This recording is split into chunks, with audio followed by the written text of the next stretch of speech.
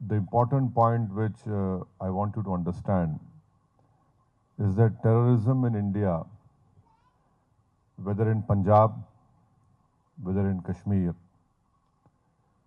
you have one common link, and that is it was Pakistan-sponsored terrorism. The Northeast is a different issue. You have various players over there. But terrorism has emanated from our neighboring country, and they have patronized them, they have trained terrorists.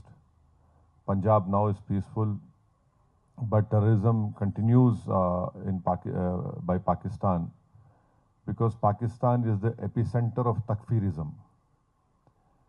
And there is no difference of ideology between the terrorist groups in Pakistan and Daesh and in Al-Qaeda. They believe in fact, they believe that they have a religious sanction, which is completely wrong. Islam does not allow killing of any person. And that, unfortunately, that is their ideology which they have been promoting, perpetrating. The terrorist groups like LET, Jaish-e-Mohammed in Pakistan, they are from Pakistan, but ideologically they are very close to Daesh and Al-Qaeda. In fact, LET was also collaborating and helping Al-Qaeda. So the lessons we have learned is that there should be no tolerance to terrorism. Anyone who picks up arms is a terrorist. We will not allow any space to be given to any terrorist. And that is why we have come here to request the Algerian political leadership to help India in bringing back Pakistan in the FATF grey list, because Algeria is a member of FATF. The countries which we have gone, whether it is Bahrain, Kuwait and Saudi Arabia, the whole Middle East and North Africa, this has been a request that unless and until we bring Pakistan back in grey list, because you see, terrorism survives on one ideology, second is money. So you have to counter them on these 2 points. Ideology, you know very well, you have seen the Black Decade, even South Algeria you still have some problems. So, on that point we are together, and I think so if Algeria and India work more together, and of course there is always, we are human beings, we have to learn lessons. It's not that you know everything, I know everything. So of course India will definitely, our leadership will share your experiences.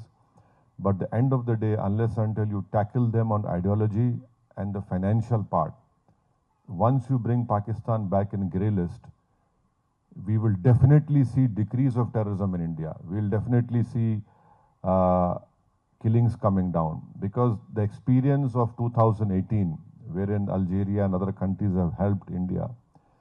For example, let me quote you what I am saying to corroborate what I have said. We had our Mumbai, which we call famously 26/11. Our Indian investigators went to Pakistan, gave them DNA samples, and because of this brave sacrifice of the Mumbai police, we could catch alive one terrorist called Ajmal Kasab. The arms which he was carrying, the bullets which he had, the grenades which we had all the Pakistan markings over it. So our investigators went to Pakistan, gave evidence of whatever they wanted, gave them recorded statements of witnesses. But you know what happened? Pakistan didn't went ahead. And in fact, there was this one terrorist called Zakiur Rahman Lakhvi. No country in the world will allow a terrorist who's facing a terror charge. He gave birth to a son by sitting in a prison. So when Pakistan was put in grey list, immediately the trial progressed. There was one mastermind of 26/11 called Sajid Mir. He was the main brain behind of telling David Headley to change his name from Dawood to David Headley, Pakistan was denying the Indian investigators that no, Sajid Mir is dead. There was an important meeting in Germany. Pakistan came forward and said, yes, Sajid Mir is alive. So dead people become alive in Pakistan only because of FATF grey list. So if we bring back Pakistan in FATF grey list, we would request you, your leadership, to please help us in saving lives, humanity, because if this terrorism, it increases in the form of ideology, in the form of finance, which they get from illegal sources, this is a grave threat to humanity. And Pakistan believes in destabilizing in India. You see, it's not only a question of South Asia. When we are the fourth largest economy, what will happen? Do you want all these carnage to spread to different parts of South Asia? No. So it is in the interest of world peace and to control Pakistan, which is the main sponsor of terrorism, it has to be brought back in the FATF grey list. And also, Algeria is a contributor to UN counter-terrorism initiatives.